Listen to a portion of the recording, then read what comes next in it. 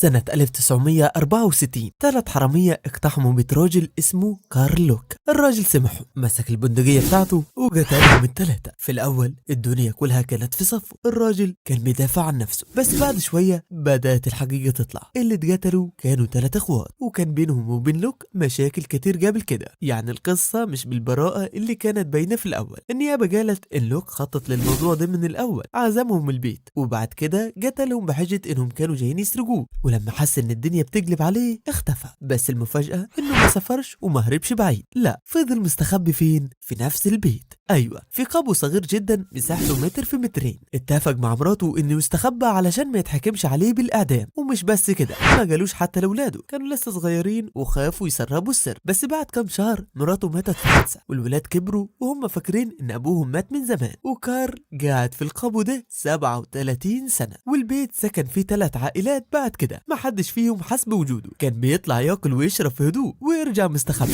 بس مع الوقت جاله ربو بسبب التراب والكتمه، وبقى يسعل دايما. وفي يوم صاحب البيت سمع صوت كحة جاي من تحت الأرض، فجاب الشرطة اجت واتبعت الصوت لحد ما لقوه. ولما عرفهم بنفسه الشرطة قالت له: يا راجل انت مش عارف ايه اللي حصل بعد ما اختفيت؟ لوك قالهم: لا، ايه اللي حصل؟ الشرطي قال له: ال3 اخوات اعترفت ان ولادها كانوا رايحين يسرقوك، والقاضي اعلن براءتك من 37 سنة، بس الناس كانت فاكرة انك مت خلاص. تخيل يا صديقي، الراجل ضيع 37 سنة من عمره على الفاضي.